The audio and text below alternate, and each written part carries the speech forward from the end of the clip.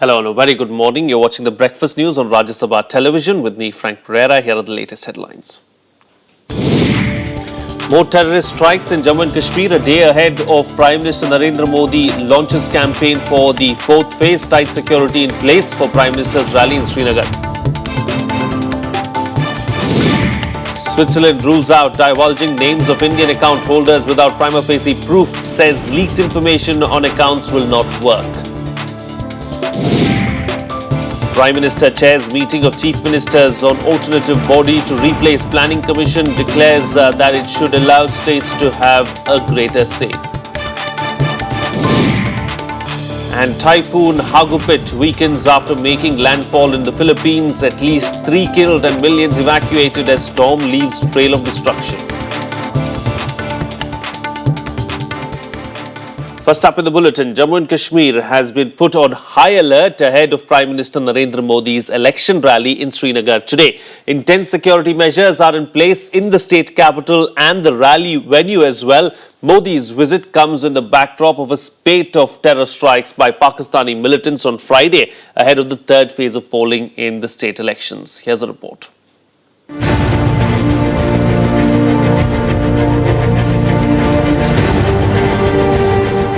Srinagar is fortress of sorts. A multi-layer security cordon is in place. The local police, paramilitary forces, the army are on maximum alert. And the Sher-e-Kashmir Stadium in the heart of the city, the venue of Monday's rally, is out of bounds from all sides, with army helicopters patrolling the skies.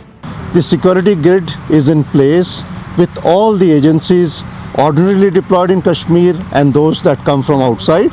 And beyond this, you would agree that it would be improper of my part to reveal anything beyond that. The security grid is in place. सुरक्षा व्यवस्था यहाँ की local सभी जो कमेटियां हैं, सरकार की पुलिस है, एडमिनिस्ट्रेशन है, उन्होंने अच्छे प्रबंध किए हैं और हमें पूरा विश्वास है कि शांति में रैली होगी.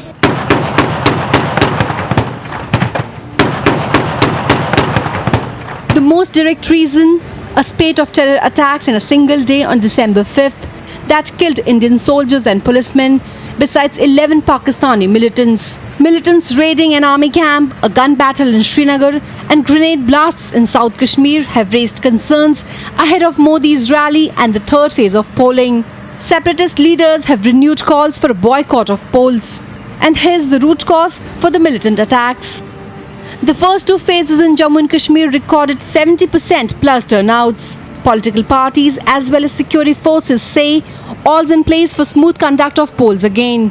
जानबूझकर यहाँ के वातावरण को खराब करने की कोशिश हो रही है, लेकिन यहाँ की जनता ने पिछले दो पार्ट के चुनाव में 70 से ज्यादा प्रतिशत वोट देकर अलगाववादियों को, सेपरेटिस्ट को समझा दिया है कि ये देश अब बैलेट से चलेगा और यहाँ मुद्दा देश की तरक्की होगा, कश्मीर का विकास होगा, कश्मीर के औद्योगिक विकास होगा. Prime Minister Modi is to address rallies in Srinagar and Anantnag that go to polls in the fourth phase on the 14th of December. On Saturday, Modi termed the militant strikes an attack on democracy, stressing that the democratic process was well on track. Bureau Report, Rajya Sabha TV. Meanwhile, terrorists struck twice on the eve of Prime Minister Narendra Modi's visit to Kashmir for poll campaigning. On Sunday, terrorists hurled a grenade at paramilitary troopers in Tral and a petrol bomb at the house of a National Conference official in Srinagar. A CISF personnel was wounded in Tral and a constable was singed in Sunday's attacks. The army said that the terrorists were still looking to hit civilian targets to create fear ahead of the third phase of polling on Tuesday. The army also said that 100 terrorists who infiltrated into the country for carrying out various attacks in Jammu and Kashmir were killed in the year 2014. A total of 145 terrorists have been neutralized, and the number of terrorists killed are 98, in which the army was involved, plus 2 more in Sora also last week. A total of 100 terrorists have been killed in 2014. Compared to the previous year, 2013, a total of 89 terrorists were neutralized and 62 terrorists were killed. Moving on, now Prime Minister Narendra Modi has sought a bigger role for states in the new body that will replace the existing Planning Commission. Most of the chief ministers favoured an alternative structure at a day-long meeting yesterday with the Prime Minister. However, some chief ministers of Congress-ruled states opposed the change. Here's more. Seeking to strengthen cooperative federalism, the Prime Minister batted for a greater say for states in the planning process. During the day-long meeting with chief ministers that will replace the Planning Commission, Narendra Modi stressed on the need for a team spirit to ensure overall development. There are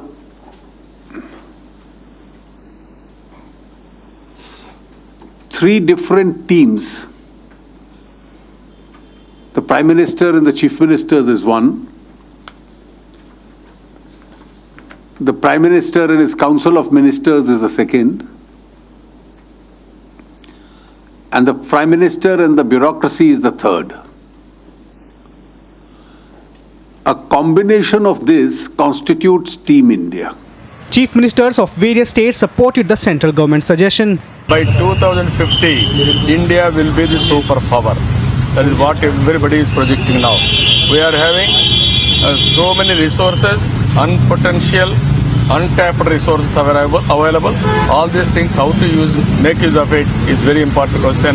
That is what we have discussed today meeting. I supported the initiative aimed at transforming India in a spirit of cooperative federation, highlighting how inequitable distribution of resources in the past has caused imbalance in development across states. However, the chief ministers of Congress-ruled states turned the centre's proposal to replace the Planning Commission with a new body as unwarranted. Planning Commission was also meant to be seeing the apportionment or the allocation of resources to the states. So without consulting the states, without consulting the chief ministers, without having convened a meeting of the National Development Council, the Prime Minister just announced this. In a bid to bring consensus on the issue, Prime Minister also recalled his predecessor's remarks, saying Dr. Manmohan Singh also had noted that the Planning Commission has no futuristic vision in the post-reform period, indicating that the discussion process is still on. The government has not given any deadline for creation of a new body. Vishal Dhaya for Rajya Sabha TV. Well, joining me for a chat this morning on this very subject is senior journalist Himanshu Vats. Very good morning, Himanshu, and thank you for joining us on the program. You know, what is the alternative really as far as the Planning Commission is concerned, and why are the chief ministers of Congress-ruled states really opposing this proposal? See, the first thing is the Planning Commission is completely outdated. You know, this is a body that was set up by a cabinet resolution in 1950. That's a very long time ago. So since then, the economy has changed a lot. I think it's 5 times bigger. The share of agriculture in the economy has come down from about half to say 14%. The role of private sector has changed completely. You know, back then it were days when public sector was supposed to, rule the commanding heights of the economy. Today, bulk of the stuff that public sector did, whether it is steel, whether it is ports, whether it is new roads, and much more in the power sector. Everywhere the government is seeking private investment. And therefore, this old concept of, one powerful body deciding how much production will increase over the next 5 years is outdated. So there's no doubt about the need for such a change. Particularly, it's more than 20 years since liberalization. As far as the response from the Chief Minister is concerned, well, they do have a slightly valid point that you need to consult them and do something. But a lot of this opposition seems political because the Prime Minister himself has had a view of the Planning Commission both as a Chief Minister and now as the Prime Minister. So I think he's uniquely placed to see both the perspectives. And much of the opposition does seem very political. All right. Because now, it's only from the Congress states.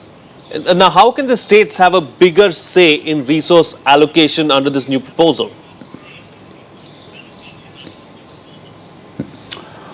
One is in the structure itself, if they're talking of cooperative federalism. So perhaps a state's representation in the body and the way, things like state plans are dealt with. Planning Commission actually, apart from, doing planning and centralized outlook, is also a very important center-state interaction platform. The way it happens currently is that, the Chief Minister or a senior representative, normally the Chief Minister himself or herself, comes to the Planning Commission to discuss an annual plan. And most of them go back a little dissatisfied. There have been complaints of Chief Ministers that, this is a one-sided dialogue, our special unique needs are not met. So if you have a new body, which has been described as Team India by people in the government, where the states themselves have a role in the new body in dealing with specific states. So I think the scope for friction and loose ends will come down quite a lot. Indeed. Now, what are the roadblocks really in ensuring cooperative federalism?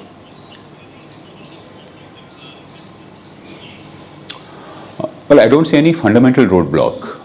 The only roadblock so far has been very political, that the opposition party at the center, the states where it rules, those states have objected.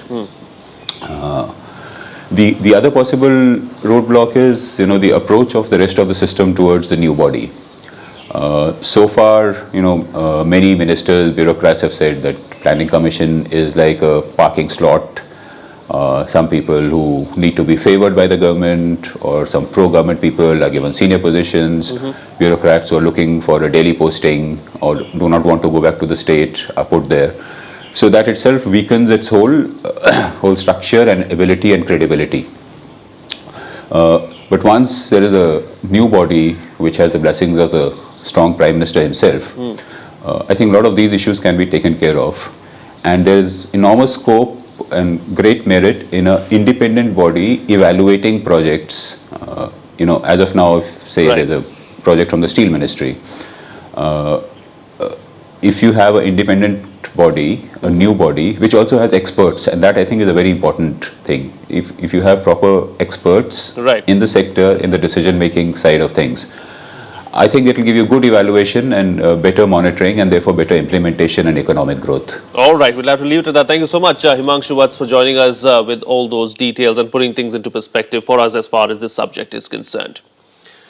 Moving on now, Switzerland has said that it would need independent probes by Indian agencies and at least a prima facie proof of tax frauds to share details of black money account holders. The Swiss authorities' reaction comes at a time when India is in pursuit of black money allegedly stashed abroad. However, it has promised full support of its country in cases where at least some proof is provided on tax frauds. The Swiss ambassador to India said that all the money deposited in Swiss banks might not have always been taxed money in the past, as Switzerland was a major destination for several decades when money would flow in from different sources. As per the latest official data of the Swiss National Bank, the total deposits of Indians in Swiss banks stood at over 14,000 crore rupees at the end of 2013.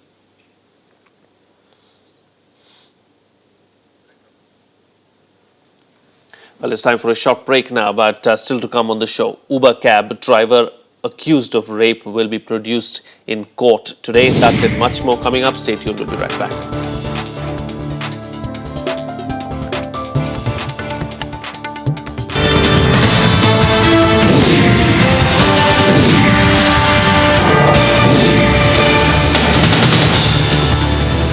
Welcome back. You're watching Rajya Sabha television. Well, the Uber cab driver who was arrested yesterday from Mathura for allegedly raping a woman passenger in Delhi will be produced in court today. The arrest took place 2 days after the incident in Delhi. On Friday night, he allegedly raped a 25-year-old woman and threatened her with dire consequences in case she reported the incident to the police. Police said that medical tests have confirmed that the victim was raped. The police have asked Uber to officially join investigations from today. According to police sources, a case of negligence can be registered against the cab company. Cops have accused Uber of not taking proper safeguards to avoid the incident.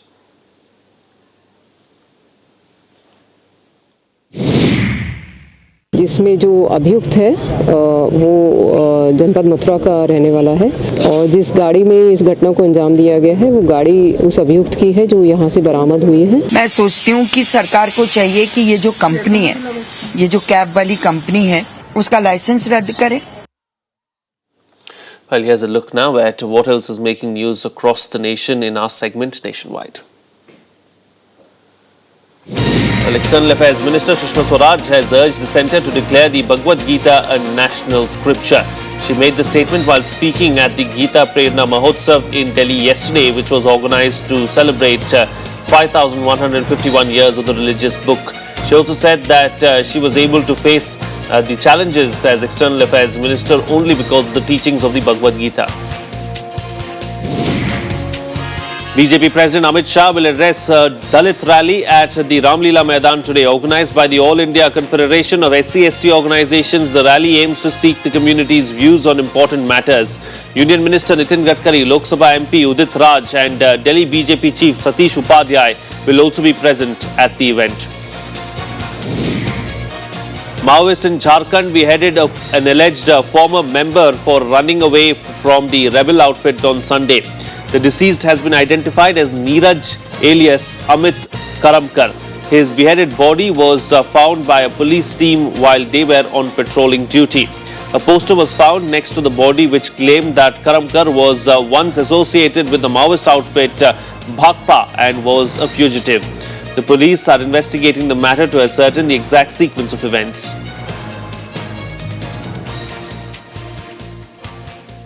Well, let's now take a look at the events lined up for the day today in our segment, The Day Ahead. The Select Committee on Insurance Bill headed by BJP leader Chandan Mitra is likely to submit its report in Parliament today. On 25th November, the committee had been given a 2 weeks extended deadline to submit its report on the bill. The insurance bill seeks to raise the FPI cap in insurance sector to 49%. An interministerial panel is likely to meet today to deliberate on the next round of spectrum auction proposed to be held in February next year. The government is estimated to garner at least 9,355 crore rupees from sale of radio waves from the next round of auction. Hearing in the IPL spot fixing case will resume in the Supreme Court today. Suspended BCCI President N. Srinivasan will present his case against strong charges of conflict of interest. In the previous hearing on the 1st of December, the top court had put the onus on Srinivasan and his counsel Kapil Sibbal, saying that they needed to lift the veil on the issue of conflict of interest.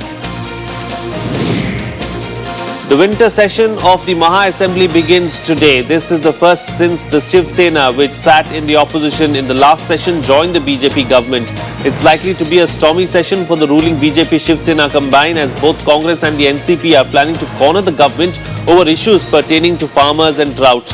The session will start without a leader of the opposition, as Sena's Eknath Shinde is now part of the state government.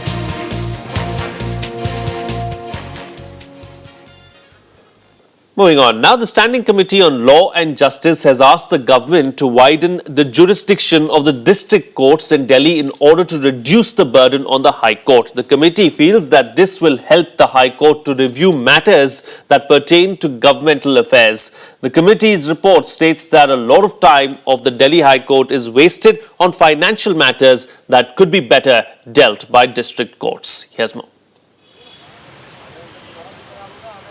In its report on the Delhi High Court Amendment Bill 2014, the Standing Committee on Law and Justice has favoured the government's decision to widen the jurisdiction of district courts in Delhi. The committee feels this will reduce the burden on the Delhi High Court and help it focus on matters of government actions. The committee felt a lot of time is wasted on financial matters that lower courts should adjudicate. You say that for every case you go to the High Court. High Court, it doesn't have so much time. There are 60 matters to be dealt with. One can imagine the strain it causes on the judges of the High Court.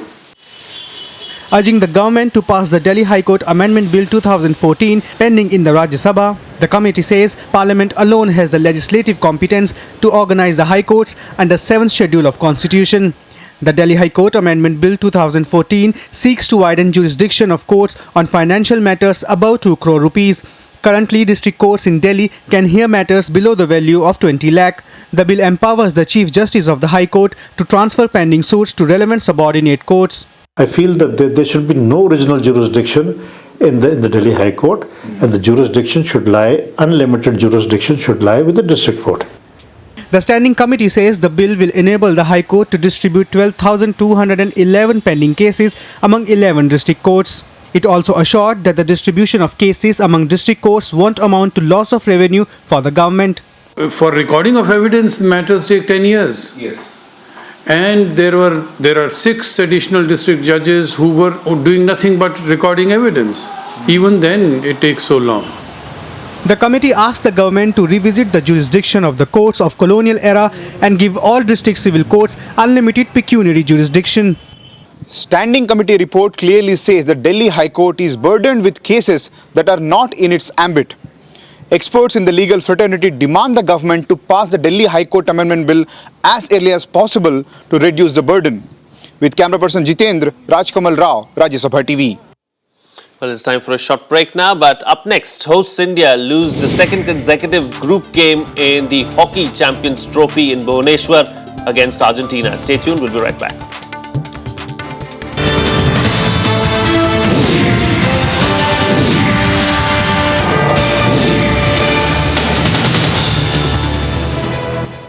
Welcome back. You're watching Rajya Sabha television. Well, Typhoon Hagupit that has weakened as it continues to slowly sweep across the Philippines. At least 3 people have been killed since the storm made landfall. Around 1 million people have fled their homes because of the storm. Here's the detailed report. There was some relief for Philippines residents as Typhoon Hagupit weakened after making a landfall on Sunday. The storm hit the low-lying areas of Philippines, forcing more than 1 million people to take shelter in evacuation centers. Flash floods and landslides were reported after the storm hit the coast. So far, 3 people have lost their lives.